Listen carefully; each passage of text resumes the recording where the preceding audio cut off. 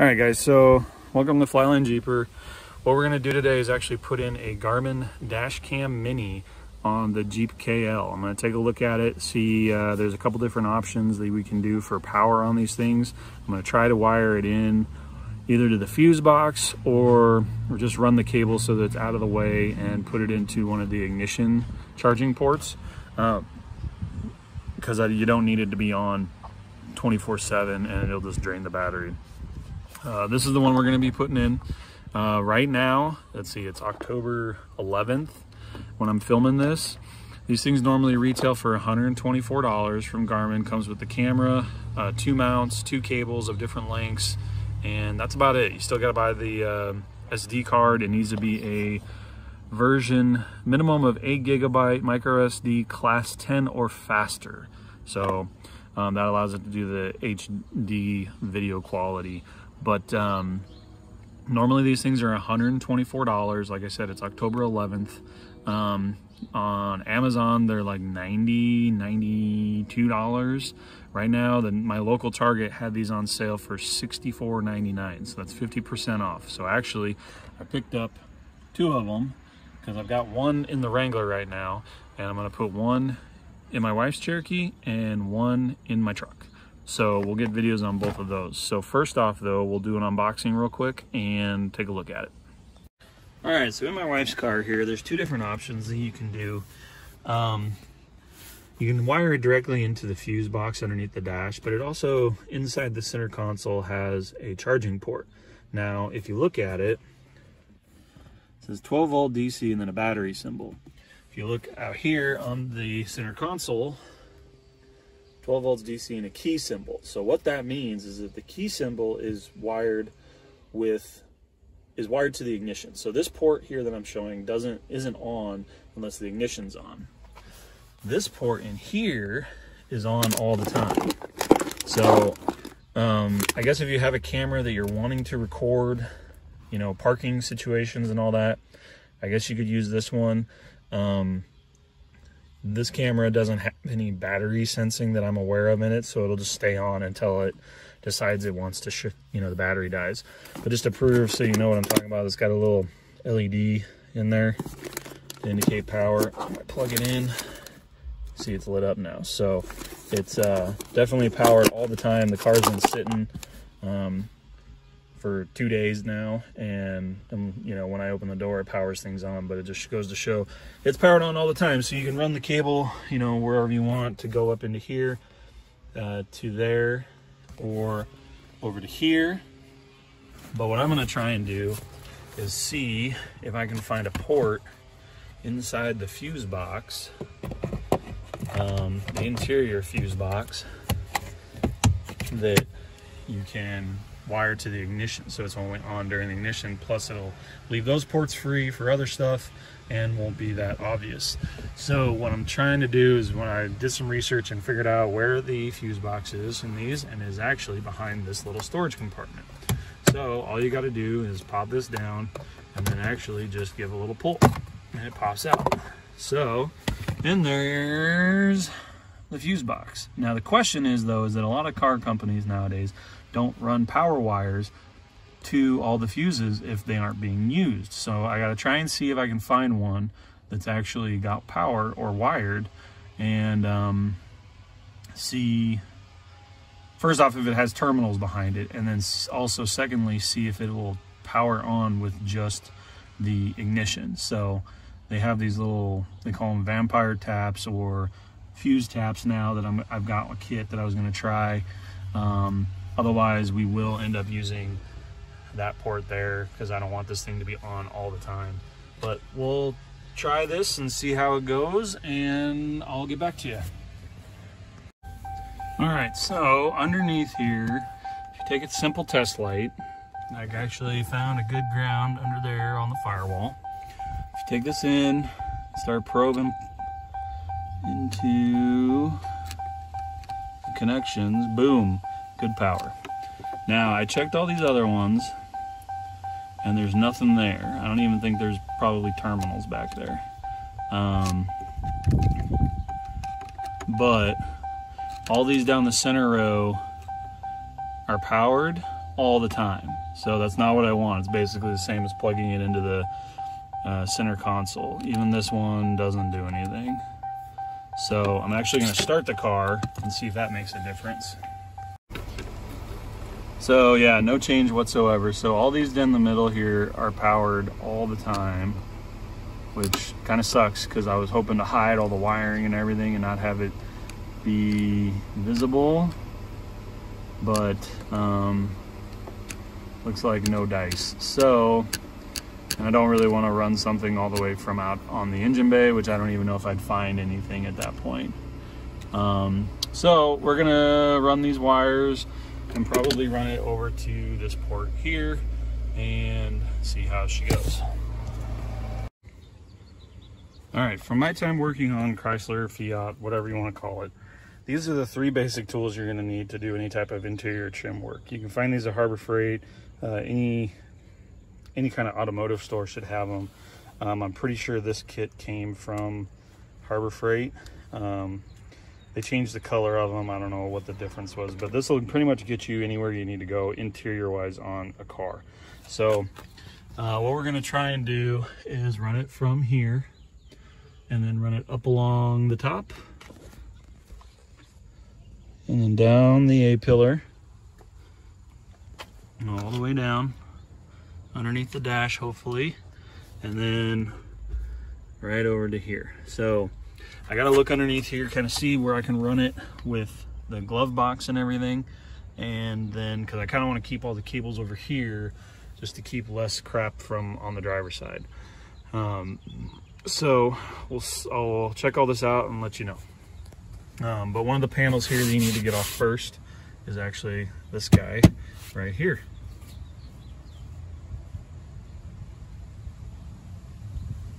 And to do that, it's been a while, so bear with me here. Just gotta find a little seam and get behind there. And yes, you're gonna hear lots of little popping and everything, but you just take your time and work your way around. Sorry, the camera works really bad right now. There we go. And stick your head back in there, look around so you don't break anything. There we go. Pop that. And then we got your one last guy up here.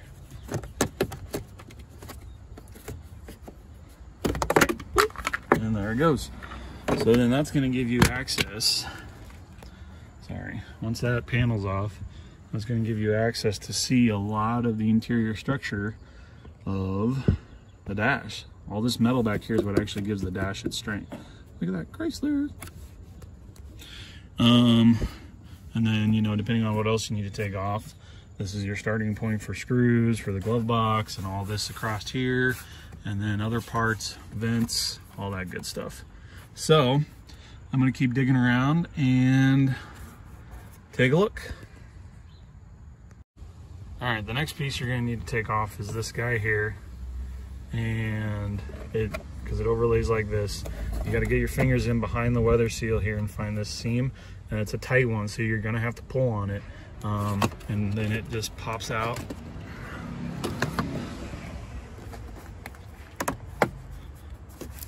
Like so. See, a little bit more space.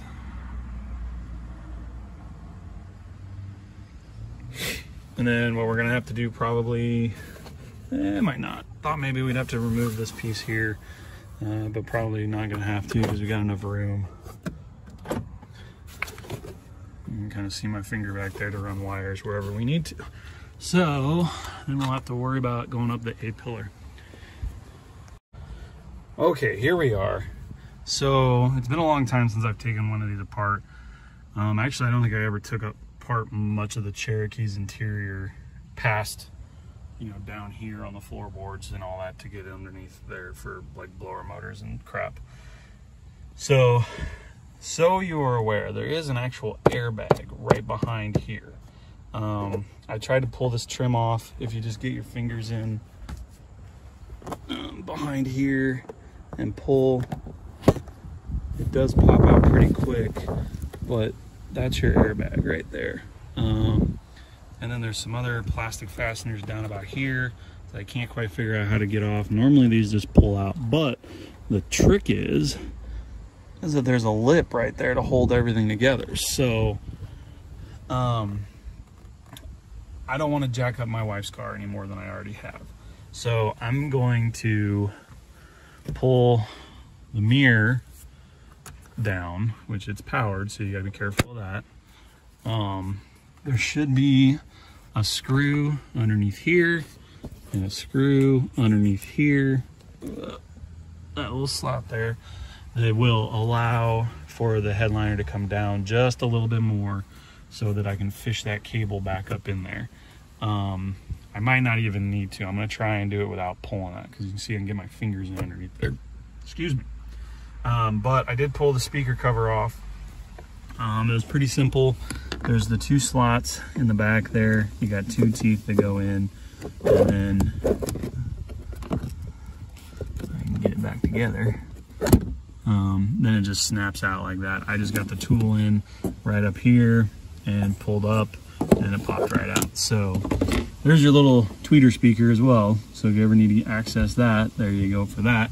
But I think I got enough room here. I should be able to fish this cable where I need to and hopefully not have any issues. So because this does have the side curtain airbag in it, you're gonna have to keep the cable on the top side so that if the airbag does deploy, that cable doesn't get caught up in it.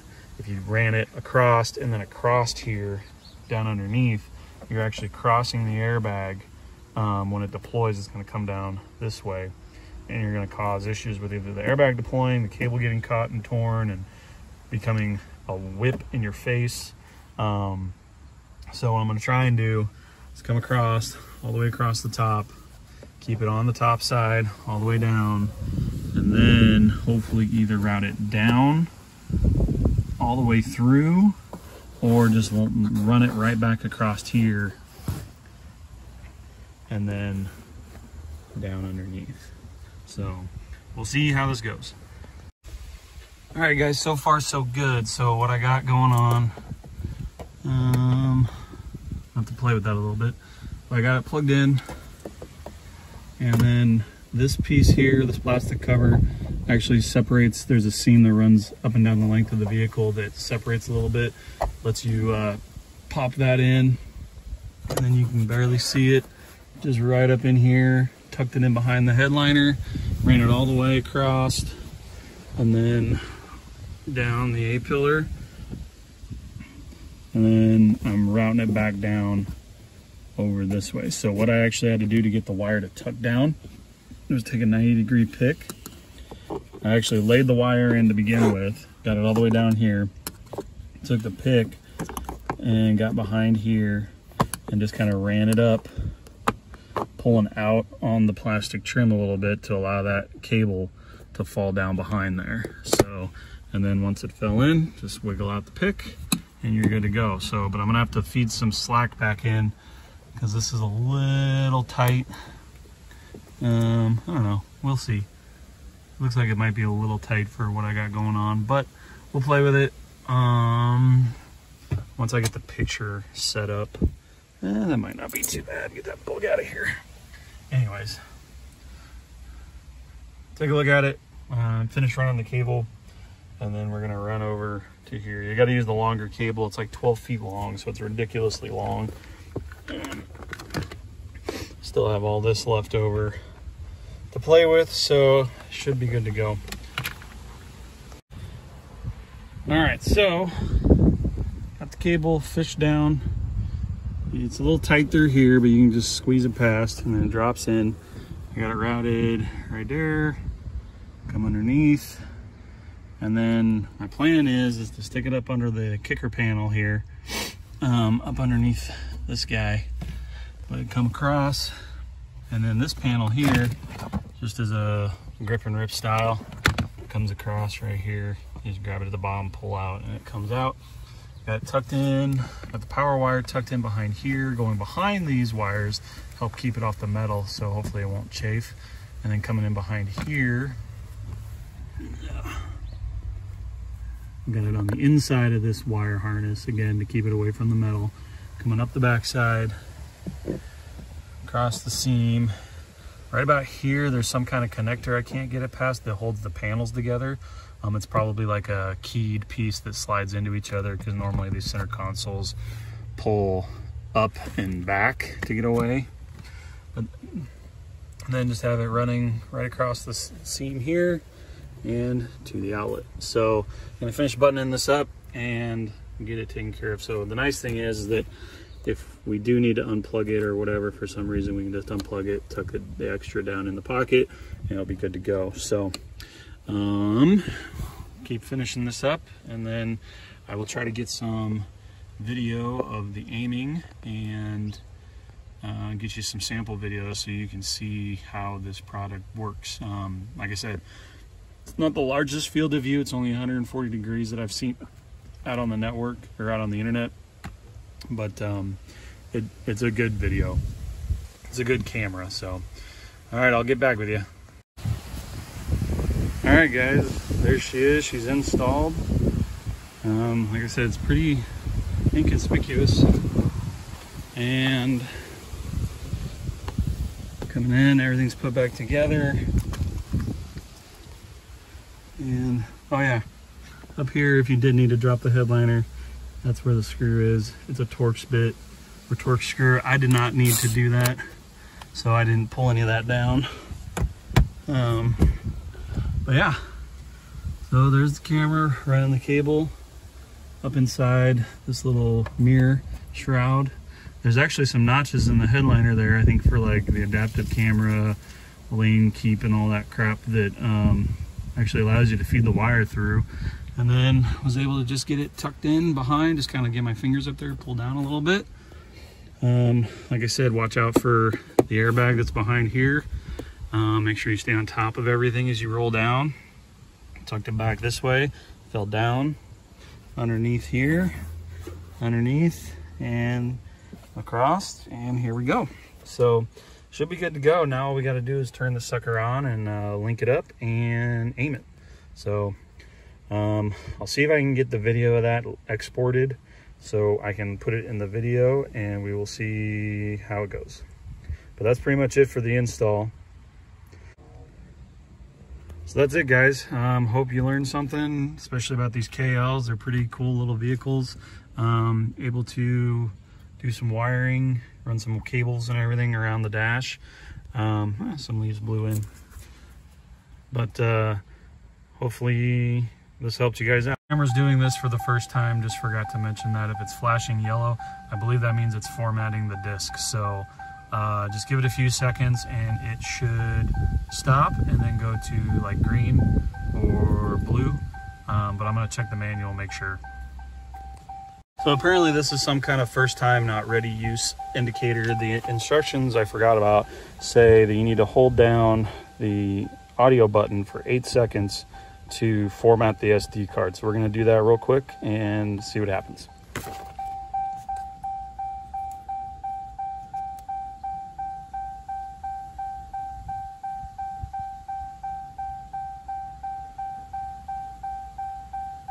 Aha, green means go. And now we are ready to record.